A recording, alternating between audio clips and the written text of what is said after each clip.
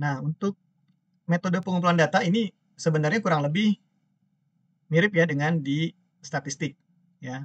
Jadi kita akan melihat dulu sumbernya nih ya. Sumber data itu dari mana? Ya bisa eksternal, bisa internal, ya enggak? Nah, kemudian kita lihat nih.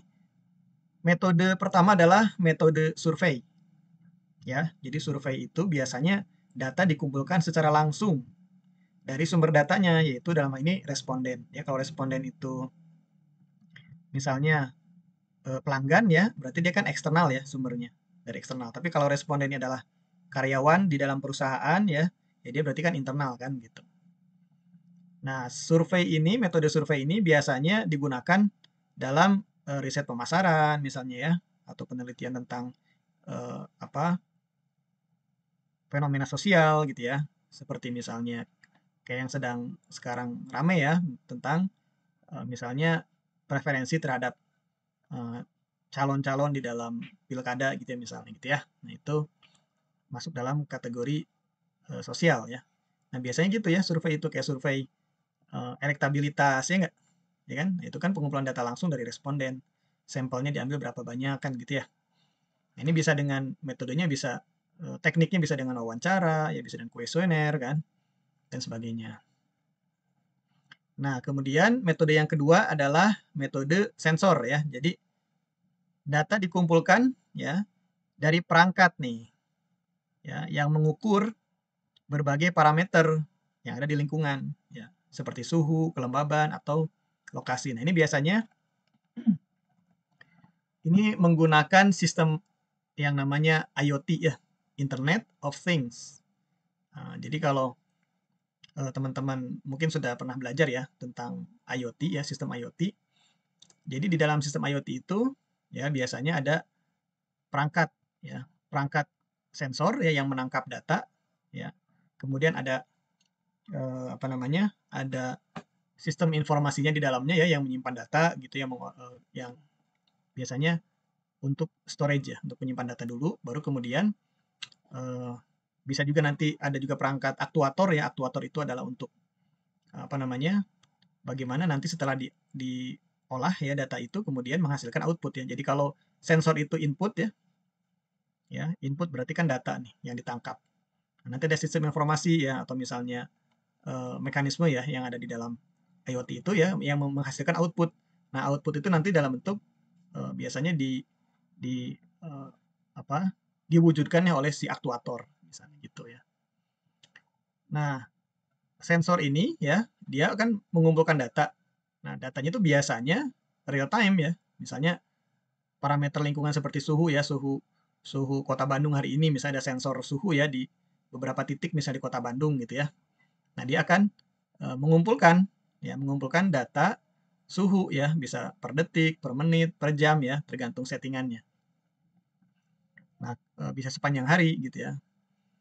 Nah, atau parameter kelembaban udara gitu ya. Atau juga lokasi. Nah, lokasi misalnya apa? Sensor lokasi ya, misalnya di apa? Kalau pakai drone ya bisa ya, pakai drone atau pakai GPS kan atau pakai apa namanya itu? Nah, GPS ya. Kita bisa eh, apa mengetahui ya seperti Sherlock kan kalau kita sedang ada di mana kan kita bisa Sherlock tuh kan lokasi kita di mana kan. Nah, kalau ini sensornya apa continue kan ya misalnya kalau kita kayak GoFood aja ya pakai aplikasi itu kan ada data yang di share ya nggak oleh aplikasi itu kan kepada baik kepada partnernya ya misalnya drivernya ataupun kepada si yang mesen ya apa namanya usernya ya dalam hal ini pembeli lah. Nah, itu kan ada data yang di share ya lokasi dari si drivernya misalnya gitu kan di share gitu. Itu pun adalah data yang dikumpulkan ya dengan metode sensor gitu. Nah, kemudian metode lainnya adalah data itu bisa diambil dari database ya. Database atau basis data ya. Biasanya ini sudah terstruktur ya dalam basis data baik itu yang bisa diakses secara apa namanya? Umum ya atau publicly available gitu ya. Nah, seperti misalnya data-data informasi publik yang di apa dikeluarkan oleh lembaga pemerintah gitu ya seperti BPS atau kementerian-kementerian gitu ya, atau pemerintah-pemerintah daerah gitu ya, atau instansi pemerintahan secara umum ya. Nah, itu data publik biasanya ya, atau bisa juga milik organisasi database itu. Biasanya berarti kan data internal ya. Kalau ini mungkin data eksternal yang publik. Nah, kalau milik organisasi ya misalnya mmm, perusahaan gitu ya, atau organisasi non profit bisa gitu ya. Yayasan misalnya itu punya, eee, sistem informasi, punya database gitu. Nah, itu biasanya dimiliki oleh internal perusahaan ya. Misalnya terkait dengan, apa namanya, data pengurus organisasi atau data karyawan kalau perusahaan gitu ya. Itu bisa ada database-nya, database, perusahaan ya, database tentang karyawan, tentang, produk gitu ya dan sebagainya. Teman-teman pasti sudah tahu inilah, ya. Nah, nanti ada istilah-istilah lain ya seperti data mart ya, data mart, ada, data warehouse, ada data lake ya, danau data macam-macam, tapi yang paling umum disebutnya database. Jadi, eee, yang biasanya sudah terstruktur ya dan bisa digunakan gitu. Nah, kemudian ada juga ya metodenya itu kita menggunakan yang namanya API ya, API ini API. Singkatan itu adalah Application Programming Interface ya. Jadi sederhananya data itu diambil dari platform atau layanan eksternal ya, dari pihak ketiga lah kita sebut ya. Jadi misalnya tadi terkait dengan cuaca atau suhu ya, nah kita bisa menggunakan API cuaca ya. Misalnya apa ya, Open Weather apa saya lupa tuh ada beberapa apa namanya sumber-sumber data eksternal gitu ya, yang bisa kita Open Weather Map gitu apa namanya itu. Atau misalnya kayak kita ingin itu kan data cuaca ya. Jadi aplikasi kita itu nanti bisa terhubung dengan aplikasi pihak ketiga ya, si penyedia penyedia data tadi ya. Atau kalau kita ingin ngambil data di Facebook itu misalnya ya. Atau kita ingin ngambil data di Twitter ya atau mungkin di Gojek kalau boleh tapi beli biasanya. Jadi semua data yang menggunakan API ya mostly kita itu berbayar ya. Jadi harus beli datanya. Ya, atau ya media sosial tadi ya Twitter, Facebook, Instagram gitu. Ya atau YouTube gitu. YouTube kita tetap itu semua ada biasanya berbayar. Nah, untuk bisa kita koneksi dengan database-nya mereka itu menggunakan apa namanya API namanya ya, Application Programming Interface. Tidak ada ada interface-nya, ada antarmukanya, ada mekanismenya lah ya bagaimana kita bisa apa namanya mengambil data ya dari sumbernya gitu. Baik ya, nanti kita akan praktek ya mencoba dari sumber yang paling mudah dulu lah ya. Kita nanti coba entry data aja dulu, baru nanti setelah itu kita menggunakan database ya, file yang ada di misalnya nanti kita cari ya datanya apa, kemudian kita save di dalam memori di Google Colab atau Google Drive kita gitu ya. Oke, jadi asumsinya kita sudah punya data ya, misalnya data dari survei gitu ya. Nah, kita sudah punya data survei atau dari database di perusahaan kita atau ngambil dari apa namanya website pemerintah misalnya gitu ya, BPS misalnya gitu. Nah, data itu belum tentu sudah siap ya untuk kita olah. Oke. Nah, supaya data itu menjadi siap untuk diolah dan dianalisis ya, data itu harus disiapkan dulu ya namanya pre-processing data atau penyiapan data ya, data pre-processing. Jadi sederhananya pre-processing itu ya adalah langkah-langkah untuk mempersiapkan data sebelum dianalisis. Oke, intinya disiapkan lah si data itu.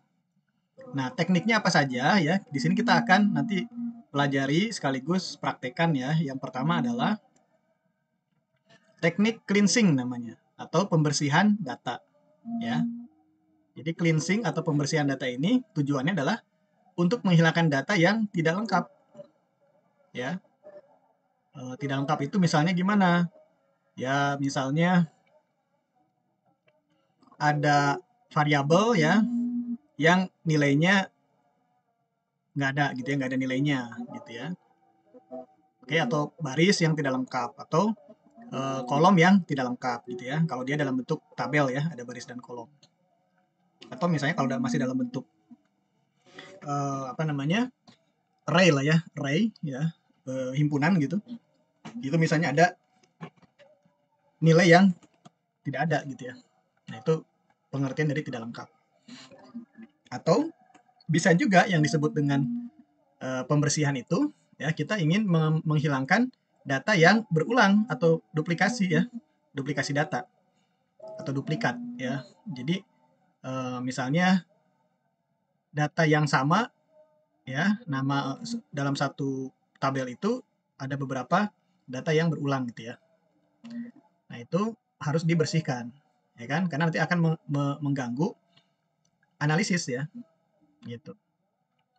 Nah, kemudian bisa juga ya, cleansing atau pembersihan data itu adalah untuk membersihkan atau menghilangkan data yang tidak relevan. Tidak relevan itu ya artinya tidak berhubungan dengan analisis kita nanti misalnya gitu ya. Oke. Jadi biasanya penyiapan data itu akan mengacu kepada tujuan dari kita melakukan analitika data ya. Kita menganalisis data itu untuk apa gitu. Sehingga nanti kita akan tahu data-data apa saja yang dibutuhkan ya untuk keperluan analisis tadi. Nah, yang tidak dibutuhkan, yang tidak relevan itu kita hilangkan saja gitu ya. Oke, itu yang disebut dengan teknik cleansing atau pembersihan. Nah, kemudian teknik kedua adalah ya untuk penyiapan data ini adalah transformasi data ya. Jadi transformasi itu form, ingat aja form ya. Jadi ada pengubahan format tuh, form ya, bentuknya atau tipe datanya bisa ya. Jadi kita ubah format atau tipe datanya gitu. Misalnya ya, kita lakukan normalisasi data ya atau standarisasi data gitu. Ya, misalnya sederhana, kita ngambil data ya dari misalnya dari luar negeri gitu ya. Nah, kan biasanya kan cara penulisannya suka beda-beda tuh ya, tentang misalnya penulisan tanggal ya nggak, format tanggalnya suka beda kan. Atau misalnya dia di kita koma di sana titik kan. Nah, itu kan format tuh. Nah, kita ingin standarisasi dengan misalnya standar penulisan di Indonesia ya formatnya gitu misalnya. Atau kita normalisasi ya. Normalisasi data nanti ada contohnya ya. Jadi bagaimana apa namanya? Data yang ada itu ya bisa kita ubah ya penulisannya ya menjadi apa namanya, tidak ada lagi bias, namanya bias internal. Jadi nanti tuh normal ya, seluruh data itu akan kita lakukan normalisasi ya. Nanti kita akan lihat contohnya ada di pembahasan di bawah nanti. Baik, kemudian ada teknik yang ketiga namanya imputasi ya. Bukan amputasi ya, imputasi ini ya. Nah, jadi imputasi itu adalah mengisi data yang hilang ya. Jadi data yang hilang atau missing values ya, biasanya disebutnya missing values ya. Nilai-nilai yang hilang. Nah, itu kita isi ya. Misal tadi ya ada variabel yang tidak lengkap ya, atau misalnya beberapa nilai hilang gitu ya. Nah, itu kita bisa isi dengan metode-metode tertentu. Misalnya apa? Dengan kita mengisinya dengan nilai rata-rata gitu ya. Jadi kalau misalnya ada satu pertanyaan nih kepada responden gitu ya. Ya, si responden itu kita kasih 10 pertanyaan misal gitu ya. Nah, dari 30 responden itu semuanya menjawab lengkap gitu ya. Untuk setiap 10 pertanyaan itu mereka semua ngasih nilai lah gitu ya. Nah, tetapi ada satu responden yang dia satu pertanyaan itu dia nggak lengkap, nggak isi. 9 pertanyaan dia isi, satu pertanyaan enggak. Nah, gitu ya. Nah, bisa aja kita nanti isinya itu dengan ya sudahlah kita ambil dari yang 29 menjawab itu, dia apa menjawabnya gitu, misalnya setuju atau tidak setuju gitu ya. Nah, kita cari rata-ratanya. Ya kan? Ketemu nilai rata-ratanya. Nah, nilai rata-rata itu kita isikan kepada nilai si satu responden tadi yang kosong nilainya misalnya gitu ya. Nah, itu untuk namanya teknik imputasi contohnya gitu, ya. Atau bisa diganti dengan median, ya. Bisa dengan rata-rata atau median. Ini disebutnya nilai tengah ya, dulu kita di statistik sudah belajar, ya. Jadi data itu biasanya ada fokusnya atau pusat datanya. Nah, itu bisa menjadi nilai tengah, ya kan. Nah, median bisa dipakai atau rata-rata gitu. Atau modus, tapi umumnya dua ini ya. Kalau nggak rata-rata, median biasanya. Ya, jadi nanti nilai dari yang 29 orang responden yang mengisi tadi untuk butir pertanyaan yang pertama gitu ya, diurutkan dari yang terkecil sampai terbesar. Ya, kemudian dicari nilai atau titik tengahnya, median itu titik tengahnya. Nah, itu nanti dipakai untuk mengisi nilai dari si satu responden yang kosong tadi ya. Sebentar saya cas dulu.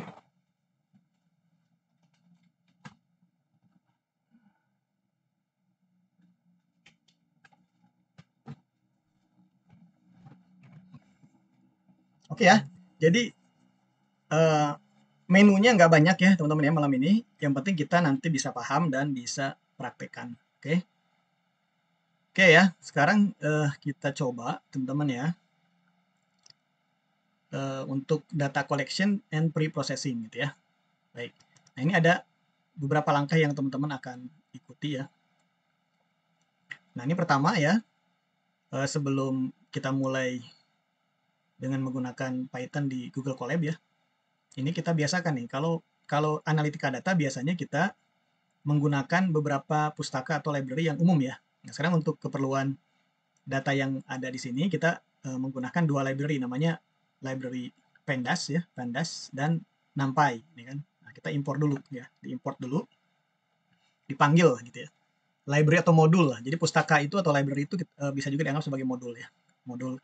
Dia itu modul analitika data nih atau statistika ya di sini tuh. Pandas, NumPy ya untuk numerik ya. Numeric Python gitu. Pandas itu singkatannya itu panel data. Kalau nggak salah panel data gitu ya. Atau ya Python data analysis apa lagi di situ. Jadi berhubungan sama analitika data. Ya. Oke. Teman-teman sambil menyalakan laptop kan ya? Oke. Seperti Ya, Pak. minggu sebelumnya, teman-teman bisa sambil coba ya. Ya, Pak. Oke, ini diketik aja nih. Nah, jadi teman-teman bikin dulu file ya. Kalau belum bikin, kemudian new notebook in Drive ya. Klik, kemudian kasih nama filenya bebas, terserah teman-teman mau apa namanya. Saya di sini namanya data collection and preprocessing ya. Anda mau bikin nama yang lain boleh silakan ya. Nah, setelah itu kemudian ya pilih mau teks dulu atau langsung ke kodenya. Di sini langsung coding boleh ya. Teman-teman ada di sini apa namanya? Ini statement kan ya, kita sudah belajar kemarin statement kan. Ya kan? Ya kan import pandas as PD ya, disingkat PD. Import NumPy as NP gitu ya. NumPy ini singkatannya. Gitu ya. Ya kadang kalau satu ini kan kode line ya. Line code ya. Sorry, code line atau kalau bahasa Indonesianya ya baris kodenya gitu. Nah, satu baris ini kan sebenarnya ekspresi ya nggak teman-teman? Sebuah ekspresi. Sorry, statement maaf ya, statement. Oke. Ini biasa disebut metode juga nih, import metode kita dengan cara mengimpor library atau modulnya ya. Kalau sudah kita run, kita jalankan ya. Ini ada cell di sini untuk menjalankan run cell. Ya, cellnya yang di sini yang kita jalankan ya, dua-duanya nih. Atau pakai control enter bisa juga ya. Tinggal di run ya, control enter atau misalnya dipencet tombol run cell-nya di sini. Nah, connecting dulu karena tadi belum dikonekkan ya, sebelah kanan nih ada. Connecting, kalau sudah connecting baru dia menjalankan. Tuh, butuh waktu cuma 1 second ya, 1 detik saja untuk menjalankan perintah ini. Oke ya. Nah, langkah kedua kita akan mengumpulkan data ya. Nah, jadi yang mudah dulu ya. Nah, sebagai contoh kita akan membuat dataset sederhana ya. Dataset sederhana ini tadi kan ada 4 metode ya yang kita sudah pelajari ya. Nah, di dunia nyata itu Anda bisa mengambil data dari tadi ya 4 sumber atau 4 metode. Ya, survei, sensor atau akses database. Nah, di sini kita coba dulu kita entry data ya. Jadi anggaplah kita sudah dapat hasil pengumpulan data ya. Misalnya lewat ngambil database dari perusahaan atau dari survei. Nah, kita di sini pakai cara yang paling dasar dulu itu kita entry data. Nanti berikutnya kita akan belajar ya apa namanya mengimport file ya dari misalnya dari data dalam format Excel ya atau CSV gitu ya. Ini sementara kita entry data dulu. Nah, jadi datanya kita entry ya. Nah, teman-teman di sini ada data yang mencakup data penjualan ya, data penjualan dari anggaplah di sini ada ya. Teman-teman membacanya ini seperti anggaplah ini tabel ya, ada tabel ya. Di mana tabel itu ada kolom-kolomnya. Kolom pertama nama gitu ya. Ini kemudian nilainya ya. Jadi ada 5 nilai ya, berarti kan baris ya, ada 5 baris nih. Kolom pertama nama, ini kan variabel ya. Variabel itu biasanya ditulis dalam kolom. Ya.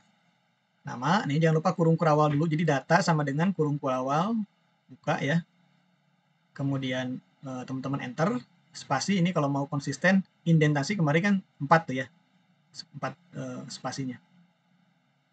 Oke. Kemudian karena dia adalah data string ya, jadi pakai tanda kutip.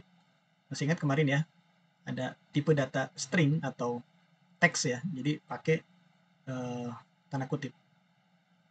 Oke, nama, kemudian titik 2 gitu ya. Nah, ini ada kurungnya, ada banyak nanti kurung ya, tanda kurung yang kita pakai, ada kurung kurawal, ini ada kurung kotak ya, atau kurung siku kadang-kadang ya disebutnya. Ini nilainya, karena dia teks selalu ada tanda kutip ya, mau tunggal ataupun ganda. Oke ya. Nah, koma ya, berarti kan koma kemudian enter itu ke bawah, berarti ini variabel yang baru ya, atau kolom yang baru nih. Kemudian nanti kita lihat ya hasilnya, kalau kita sudah buat coding seperti ini, nanti kita akan visualisasi hasilnya dalam bentuk tabel ya. Gitu. Bisa grafik, bisa. Oke. Umur ya, penjualan itu pun begitu sama ya. Nah, ini ada np.none, itu sebetulnya dia ya menunjukkan apa? Nilainya itu tidak ada. Jadi np itu singkatan dari yang tadi di atas sudah ada kan ya? NumPy ya. Nah, NumPy SNP. Jadi si NumPy ini, library NumPy itu ya memberikan penjelasan bahwa ya nilainya tidak ada atau not a number ya, not a number. NaN ini not a number. Jadi tidak ada, padahal yang lain kan ada ya nilainya. Kan umur itu dia tipe datanya apa nih? Kalau teman-teman kemarin belajar, tipe datanya apa kira-kira nih? Kalau yang di atas kan dia teks ya atau string. Kalau yang umur ini tipe datanya apa? Integer. Integer. Ya, betul. Dalam hal ini di sini integer ya. Karena nggak ada yang koma. Tapi kalau ada koma gimana? Ada desimal. Jadi float. Iya, float ya. Nah, di sini dia tipe datanya, nanti kita lihat lah tipe datanya apa. Tapi di sini karena angkanya semuanya bulat ya, integer dia. Mungkin dibulatkan lah. Kalau 25,5 ya mungkin ya terserah mau ditarik ke bawah ke atas gitu. Jadi ini bulatkan lah. Nah, ini kan masih sederhana nanti ya. Jadi kita nggak susah-susah dulu belajarnya. Nah, kemudian ada di situ variabel penjualan ya. Nah, ini nilai-nilainya. Gitu ya. Nah, ada yang none ya kan? None juga nih. Oke. Artinya dia untuk yang tipe data ini, tipe data apa ya kira-kira ya? Penjualan nih. Ya, kan integer, sama integer. Nanti kita lihat ya. Oke, kemudian variabel tanggal. Ini tanggal ya, tanggalnya formatnya format dari apa? Inggris ya, English system lah gitu, British system, American system gitu ya. Oke. Kemudian kurung kurawal tutup ya di tanpa spasi tapi tanpa indentasi ya, tanpa indentasi. Tanpa indentasi ya, teman-teman, untuk kurung kurawal tutupnya. Nah, ini sudah menjadi sebuah apa namanya? Array ya, data. Himpunan atau kumpulan data atau dataset ya. Nah, ini datasetnya teman-teman nih. Dataset yang sederhana masih ya.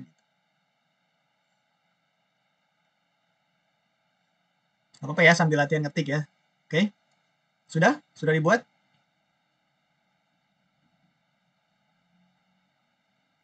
Sudah, Pak.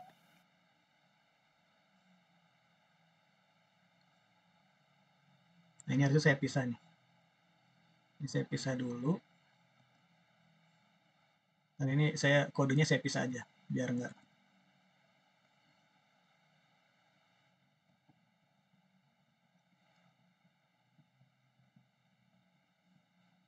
Nah, nanti kemudian kita ya teman-teman coding lagi ya.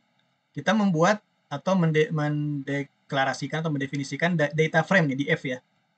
Jadi format yang dipakai di Python ya, dalam hal ini library pandas ya. Dia dataset yang di atas tadi dibuat ya dalam bentuk data frame gitu ya. Ini variabel juga ya data df ini. Nah, data frame. Oke. Ya format matrix gitu ya. Tabular data nih, data tabular nih. Baris dan kolom lah gitu ya. Oke. Nah, ini kalau sudah belum teman-teman semuanya? Sudah? Sudah, Pak. Capek ya ngetik ya? Nggak apa-apa ya, belajar. Oke, kemudian teman-teman run. Ya, di run. Nah, belum ada nanti outputnya karena dia hanya mengubah dari dataset ini ya menjadi data frame. Nah, data frame-nya nanti kita bisa visualisasi ya. Kalau sudah, kemudian teman-teman bisa visualisasi nih data frame di f.head ya. Jadi sekarang formatnya dalam bentuk tabel ya. Jadi silakan dijalankan nih perintah ya atau statement ini, kemudian kita run. Nah, kan dia muncul tuh data frame head itu ya biasanya menampilkan 5 data teratas ya atau 5 data pertama. Kebetulan di sini datanya ada berapa? 1 2 3 4 5 ya, ada 5. Jadi ya semuanya muncul. Kalau datanya ada 6, yang ke-6 nggak muncul di sini ya. Gitu. Sama nggak munculnya seperti ini? Sama, Pak. Sama, Pak. Ya, tabelnya ya. Nah, di situ kan teman-teman sudah bisa melihat ya. Jadi dataset yang tadinya dalam bentuk himpunan seperti ini ya, sekarang sudah dalam bentuk tabel atau data frame-nya dalam bentuk datasetnya dalam bentuk data frame atau tabel ya. Nah, kita cek nih teman-teman ya. Kan ada variabel ya. Variabel nama, kolom pertama dia namanya lengkap nggak semua? Ayu, Budi, Citra, Denny, Eva, udah betul ya. Umurnya tuh kan ada yang NP-nan, umur tuh ada 2 variabel ya. Ada 2 baris lah kita sebutnya. Ada 2 baris yang NP-nan ya tuh. Nah, artinya ya bisa dipahami sebagai not available ya. Tidak lengkap nih datanya ya. Ya, jadi Budi umurnya tidak tertulis. Kemudian Eva juga umurnya tidak tertulis ya. Nah, kemudian ada untuk kolom penjualan, variabel penjualan, itu datanya siapa, nilai dari penjualan siapa yang tidak ada? Citra ya. Nah, Citra tidak ada di situ. Oke, jadi ada 3 nilai yang hilang atau tidak lengkap gitu ya. Nah, gitu ya. Oke, jadi ini kita sudah. Nah, kalau ingin tahu juga apa, saya ingin tahu juga tipe datanya, tinggal tambahkan di sini, belum saya masukkan ya. Teman-teman bisa tambahkan di sini kode gitu ya. Nah, di F itu kita ingin tahu tipe datanya ya. Jadi tuliskan info aja seperti itu ya. Info. Tinggal dijalankan atau di control enter ya. Nah, tuh lihat tuh data frame. Ya kan? Gimana tipe datanya? Ada yang bisa menjelaskan?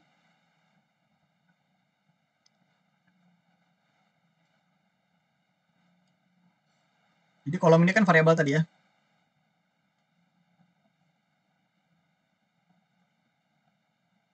Tipe datanya apa yang nama? Objek di sini string ya. Biasanya objek itu untuk string ya. Tipe data string. Ini apa nih? Umur. Umur dia dimasukkan kategorinya float ya. Float. Kemudian penjualan juga float, karena sebetulnya memungkinkannya nggak ada nilai desimal ya, pecahan gitu. Nah, tanggal dia masuknya objek ya, dalam hal ini ditulisnya objek ya, meskipun dia angka ya ditulis, tapi dia masuknya objek, jadi bukan numerik ya, karena nggak bisa dilakukan operasi matematika gitu ya. Baik, selanjutnya ya, oke, setelah kita ini kan jadi kita sudah punya data frame gitu ya. Nah, selanjutnya bagaimana? Langkah berikutnya adalah kita akan lakukan penyiapan data ini gitu ya, atau pre-processing data ya. Oke. Nah, tadi kan kita sudah menemukan ada data yang tidak lengkap ya. Data duplikat kayaknya nggak ada ya, data duplikat nih. Data duplikat sepertinya tidak ada ya. Nggak ada ya. Nah, jadi yang ada adalah di sini data yang tidak lengkap, yang nilainya none tadi ya, not a number, atau not available, biasa ada NA ya. Kalau di Excel tuh N garis miring A, ingat nggak? Not available biasanya. Kalau di sini none, not a number. Oke, untuk kita tahu ada data yang tidak lengkap atau yang duplikat, kita cek dulu nih, cek data duplikat. Ya, nah, ini cara mengeceknya adalah dengan kita membuat coding ini. df.duplicated ya, kurung tutup kurung buka ya atau dalam kurung, kemudian .sum. Ini untuk mengetahui apa namanya jumlah ya, jumlah dari atau ya jumlah nilai yang duplikat tadi. Kalau sudah kita jalankan, apakah ada data duplikat di situ? Nah, hasilnya 0 ya. Tidak ada data duplikat. Sama? Sama, Pak. Sama. Oke ya. Nah, kemudian kita akan mengecek data yang hilang atau tidak lengkap ya. Ya, atau data yang tidak lengkap nih, data yang tidak lengkap. Ya, nah ini perintahnya ya. Atau statementnya df.isNa ya. Kadang ada juga yang nulisnya isNull ya. Ada juga yang nulisnya begini isNull. Nah, begini ada ya. Tapi yang paling umum adalah isNa begini ya. .sum. Kalau sudah kita jalankan ya. Nah, di sini hasilnya kita lihat ya. Tadi seperti yang sudah kita coba cek ya secara manual ya. Untuk variabel nama tidak ditemukan data yang tidak lengkap. Tidak ada data yang tidak lengkap ya. Untuk umur ada ya 2 tadi kan, yang umurnya tidak ada nilainya. Untuk penjualan 1 kan, ya kan, untuk tanggal 0, lengkap semuanya. Jadi untuk umur 2 ya kan, Budi sama Eva tidak ada umurnya, tidak ada nilai umurnya. Untuk penjualan Citra tidak ada nilai penjualannya, gitu ya. Jadi pengecekan manual terkonfirmasi oleh pengecekan mesin ya, engine ya kan, ini kan Python ini kan dia punya engine. Oke.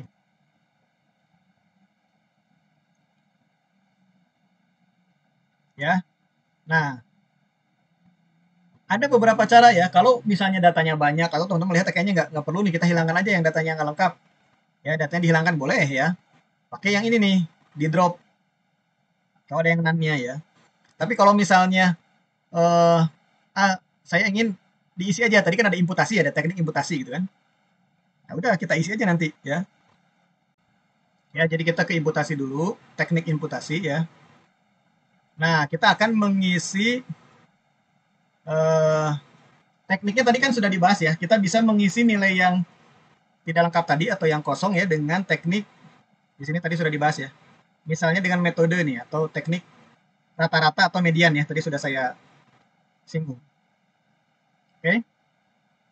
Nah, di sini saya akan menggunakan metode rata-rata ya. Nilai tengah yang dipakai adalah nilai rata-rata. Oke, nah ini perintahnya teman-teman ya. Kodenya ini. Ya. Jadi kita akan menghitung rata-rata dari data yang ada ya. Kan dari 5 itu kan 4 yang ada datanya. Jadi kita akan hitung rata-ratanya. Ini perintahnya nih. Ya. Ini kodenya. Silakan teman-teman ketik ya. Nah, nanti ini menghitung rata-ratanya ya. Ini mengisinya ya. Mengisi ke dalam sebentar. Mengisi ke dalam sel ya atau nilai Citra tadi ya yang belum terisi gitu. Ya.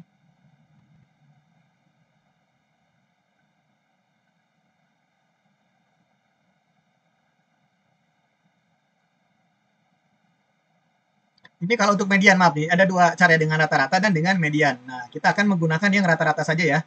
Jadi yang mediannya ini kita nonaktifkan, jadi dibikin komentar saja. Ya, kita pakai satu saja. Ya, metode yang rata-rata saja ya. Jadi nggak usah yang median. Tapi kalau teman-teman mau coba dua-duanya boleh ya. Nah, sementara kita pakai aja dulu yang metode rata-rata. Oke. Jadi di situ fill. Nah, ini kan fill yang nilainya tidak ada itu dengan rata-rata dari si umur ya. Ini dalam ini umur dulu, maaf nih. Kalau umur berarti yang siapa yang tadi? Budi sama Eva ya. Budi sama Eva. Oke. Nah, jadi di sini ada 2. Maaf ya, saya ini, jelaskan dulu. Jadi untuk variabel umur ya, kita akan mengisi umurnya Budi dan umurnya Eva dengan rata-rata dari umur yang 3 ya, Ayu, Citra, dan Denny. Jadi metode rata-rata. Sedangkan untuk penjualan, ya, kita akan mengisi nilai citra ini ya, penjualan citra ini dengan nilai median. Nilai median dari penjualan yang 4 orang temennya ya, yaitu siapa? Ayu, Budi, Denny, dan Eva. Oke, jadi tadi maksudnya seperti itu. Kenapa ada 2 cara ya. Nah ini, jadi maaf nih, saya aktifkan lagi ya. Jadi kalau untuk yang kedua nih, ini saya pisah aja dulu deh, ya supaya nggak pusing. Jadi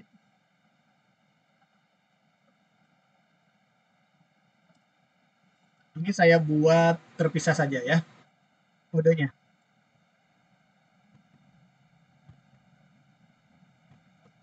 Nah gitu ya. Jadi silakan untuk yang variabel umur dulu ya, atau kolom umur kita akan isi yang kosong itu dengan rata-rata, nilai rata-rata. Teman-teman tuliskan kode ini ya. Nah kemudian yang bagian bawah adalah untuk mengisi nilai penjualan yang kosong ya, dengan metode median. Oke ya, paham ya? Paham teman-teman beda 2 ini?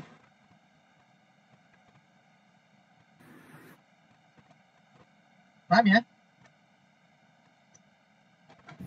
Iya, Pak. Sudah ditulis kodenya?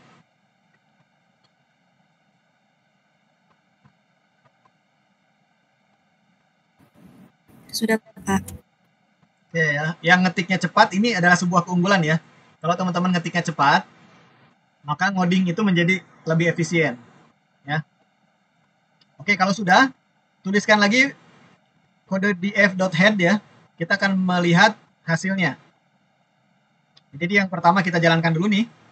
Mengisi nilai NaN pada kolom umur dengan rata-rata kita jalankan. Kita run. Ya, nggak ada error nih. Kemudian yang mengisi kolom penjualan kita run juga. Ya, oke.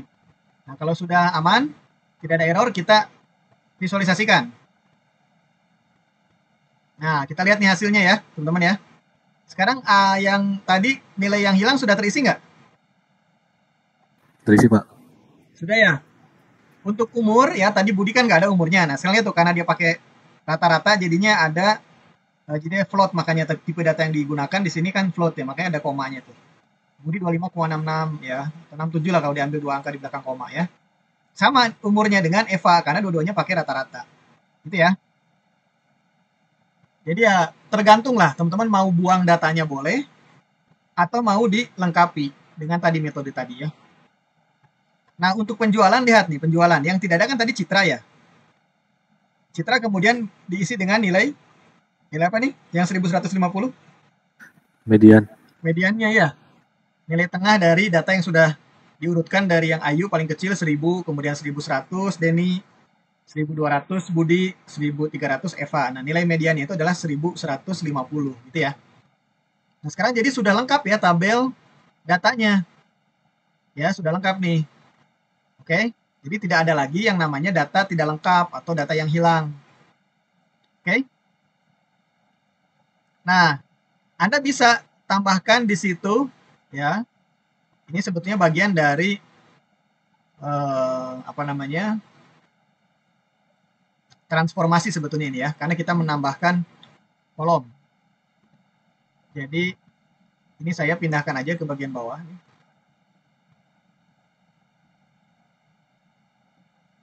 Ya.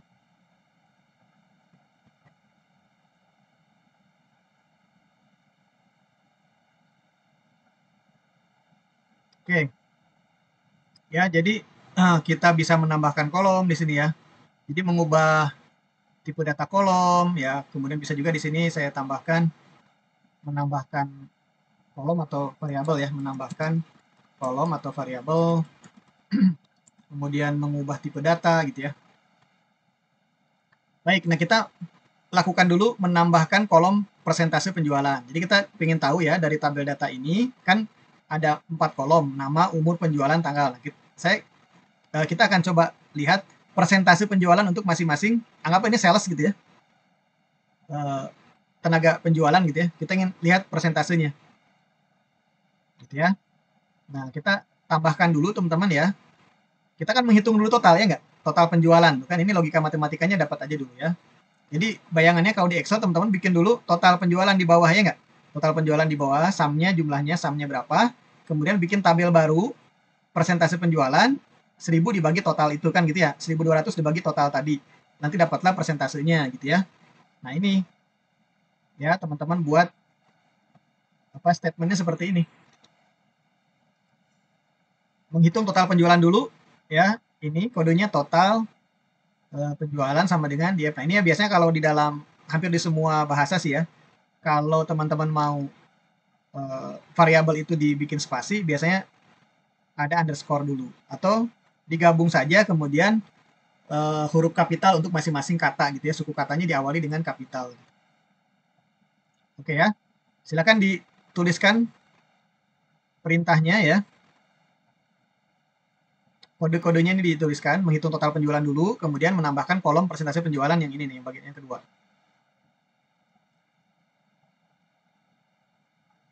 Kemudian ya, ini harusnya saya masukkan juga, tambah lagi satu lagi ya di head. Atau ini dulu nggak apa-apa, coba dulu ini ya. Teman-teman, kemudian kalau sudah dijalankan ya, di run. Nah, lihat tuh. Ya, sekarang bagaimana di tabelnya? Sudah muncul kolom baru ya? Variabel baru ya? Ya, Pak. Nah, itu persentasenya ya. Nah, dari pengolahan sederhana gini aja kan kita sudah bisa melihat ya range-nya gitu ya. Ternyata yang paling banyak itu adalah Eva ya, 22%. Yang paling sedikit Ayu ya, 17%. Misalnya gitu ya. Nah, kalau normalisasi nanti jadi ada yang nilainya jadi sebagai ini ya. Kalau dari rumusnya teman-teman lihat ya di normalisasi, jadi nilai ya penjualan dari misalnya Ayu ya dikurangi nilai penjualan yang paling kecil. Biasanya apa ya dirinya ya enggak? Berarti kan 0 kan? Dibagi berapapun pasti hasilnya 0, benar kan? Hasilnya 0. Ini rumusnya masih sederhana, harusnya nilainya 0 ya. Ya kan logikanya gitu kan ya enggak? Jadi penjualan normalisasi dari Ayu sama dengan 1000 kan dikurangi yang minimumnya Ayu sendiri kan, 1000 dikurangi 1000 0 kan, dibagi 1100 berapa tadi, 1300 ya dikurangi 1000 ya berarti 300 ya, 0 bagi 300 0 kan, hasilnya ini harusnya 0 gitu. Sudah salah, Pak. Udah ya, apa yang salah tadi, rumusnya kan? Kok jam belum di-run? Ya. Oke. Oke ya, nah satu lagi nih sebelum saya tutup ya. Di bagian sebelum teman-teman tadi bikin normalisasi, teman-teman bisa aja ya. Nah, di sini ya. Nah, di bagian yang sebelum normalisasi, teman-teman coba ya pakai satu perintah ya code. Kita ingin tahu statistik deskriptif, kan sudah belajar ya statistik deskriptif. Jadi di F kemudian teman-teman tulis describe. Itu nanti menghasilkan data statistik deskriptif. Jadi tuh lihat tuh, generate descriptive statistics. Ya kan? Include those that summarize the central tendency, berarti kan kayak rata-rata, dispersi kan, dispersion ya standar deviasi misalkan ya. Nah ini jadi teman-teman coba run ya, nanti akan ada penjelasan di situ tentang karakteristik dari data. Tuh muncul tuh ya, tuh ada ya count-nya, berarti kan anggota sampelnya ya, N-nya sama dengan berapa, sama 5 ya, ya kan gitu. Min-nya untuk umur, rata-rata umur 25,66 sekian ya. Minimum nilai minimumnya, nilai paling kecil 23 untuk umur ya. 25% ini berarti apa? Ini kan kuartil ya. Kuartil 1. Atau apa namanya? Persentil ke 25 gitu ya. Nah, ini 50% berarti median kan? Nilai tengah, titik tengah maksudnya. 50% ini median. Ini 75% kuartil 3 atau P75 ya, persentil 75. Ini max, nilai maksimum. Ini standar deviasi STD ya. Oke, begitupun dengan penjualan. Kalau tanggal tadi harusnya nggak usah dimasukkan ya, tapi nggak apa-apa nih. Persentase penjualan normalisasi dia sudah dimasukkan juga ya di situ. Ini untuk standar, untuk statistik deskriptif gitu ya, dari datasetnya. Gitu ya. Nah, ini adalah contoh daripada analisisnya ya. Jadi kalau data sudah lengkap, ya, jadi ini tuh anggaplah kalau ini tuh adalah sebuah contoh analisis ya. Jadi sudah kita pre-processing ya.